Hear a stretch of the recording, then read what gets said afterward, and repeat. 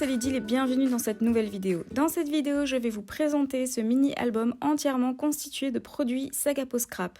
Donc j'ai utilisé les papiers Sagapo Scrap, les découpes bois, des tamponnages, etc.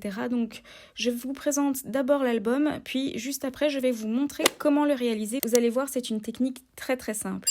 Donc c'est un mini qui pourrait vraiment s'apparenter à un album cascade, car en fait toutes les pages se soulèvent, mais ici la différence c'est que les pages sont de plus en plus grandes, alors que dans un mini album cascade, toutes les pages sont de la même taille, sauf qu'elles sont collées de plus en plus bas dans la page, et donc du coup on a l'impression de cette cascade. Alors qu'ici, la première page est plus courte, la deuxième elle est plus longue et la troisième un peu plus longue et ainsi de suite. Ici on commence par une petite page sur laquelle j'ai collé cette superbe découpe bois qui déborde en fait de la page. J'avais vraiment envie de mettre cette découpe comme si c'était de la dentelle qui débordait de la page en fait. J'ai utilisé un combo jaune, rose et bleu pour ce mini-album. J'ai évidemment pas pu m'empêcher de mettre du calque aussi à un moment donné dans l'album. Les papiers que j'ai utilisés sont de la collection de l'été passé, donc l'été 2019, que j'adore. Je crois que la collection s'appelait Été acidulé. N'oubliez pas que je vais mettre toutes les références de tout ce que j'utilise dans la barre d'infos comme d'habitude. Et donc j'adore vraiment cette collection. Il m'en restait des chutes, alors j'en ai profité pour les utiliser. J'ai fait aussi quelques pages à l'aquarelle parce que j'adore ça, donc j'adore le calque et j'adore l'aquarelle, du coup c'est impossible qu'il n'y ait pas les deux dans mes mini. Et du coup j'en ai aussi profité pour ajouter quelques petites touches d'aquarelle pour coloriser en fait les tampons et ainsi vraiment toujours rester dans le même combo. Donc pour rappel, lors de ma vidéo les 5 astuces dans le scrap, je vous avais parlé du fait que je faisais en sorte que les couleurs de la page d'en face, donc quand on parle d'un mini-album, donc les couleurs de la page d'en face se retrouvent quelque part dans l'autre page, et c'est ce que je fais ici en fait en colorisant mes tampons. Donc si ma page est jaune par exemple, eh bien dans la découpe tampon de la page d'en face, je vais mettre une petite touche de jaune pour que vraiment tout l'album soit harmonieux. Si vous n'avez pas vu cette vidéo sur les 5 astuces dans le scrap, n'hésitez pas à aller la voir en cliquant sur le petit i en haut à droite. Je vais essayer de la mettre pour que vous puissiez la voir.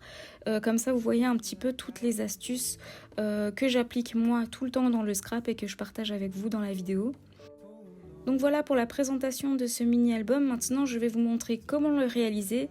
C'est très facile en fait. Vous allez devoir faire 3 découpes papier, donc devoir découper 3 morceaux de papier. Donc en fait, la base de mon album, c'est du papier dessin 160 grammes. Et c'est en fait par-dessus que j'ai collé le papier Sagapo Scrap. La largeur de l'album est de 11 cm, donc dans toutes les découpes, donc dans tous les morceaux que vous allez découper maintenant, la largeur sera toujours de 11 cm. Alors, il y a une tranche de 1 cm, maintenant libre à vous de mettre 2 cm pour la tranche, etc. Ça c'est vraiment comme vous voulez. Si vous voulez coller plus de découpe bois, etc. et que vous savez que ça va prendre de la largeur, n'hésitez pas à augmenter la tranche. Et la partie courte en fait commence à 6 cm. Ensuite, dans la deuxième découpe, donc dans le deuxième morceau papier, il y aura toujours évidemment 11 cm de large, toujours 1 cm de tranche, mais vous voyez que la partie courte est un peu plus longue, elle est plus à 6 cm, elle est à 9 cm, et c'est comme ça qu'on va créer cet effet de cascade. Tout ça, évidemment, vous pouvez ajuster à votre manière. C'est moi qui ai décidé de rajouter 3 cm en plus pour la deuxième page. Libre à vous d'en mettre 1, 2 ou 3 cm. La troisième découpe, donc le troisième morceau, sera toujours de 11 cm de large. Ici, en fait, j'ai noté sur le papier 1 cm pour la tranche, mais en fait, je vous conseille de faire plutôt 5 mm, parce qu'en fait, c'est ce que moi j'ai fait. J'avais d'abord plié 1 cm partout, puis après, je me suis rendu compte que j'avais un problème d'épaisseur, et donc la troisième découpe, le troisième morceau de papier, je l'ai fait plutôt à 5 mm la tranche. Et la grande partie n'est plus à 17 cm comme vous pouvez voir, mais à 15,5 cm. C'est à vous vraiment d'ajuster aussi comme vous voulez. Moi, j'avais envie d'enlever un 1,5 cm. Maintenant, c'est à vous si vous voulez enlever 2 cm ou 3 cm, libre à vous. Et donc en fait ensuite on va simplement superposer ces 3 morceaux de papier, la plus courte en haut, la moyenne au milieu et la plus longue en dessous. La reliure se trouve dans la tranche, donc vous pouvez en fait simplement coller les tranches ensemble. Moi j'ai cousu, donc j'ai sorti une aiguille, un fil et c'est déjà un exploit pour moi. Et j'ai fait une petite couture en fait pour relier les 3 morceaux de papier ensemble. Et donc voilà le résultat pour la base de l'album. Maintenant il ne reste plus qu'à coller les papiers, décorer et ajouter les photos.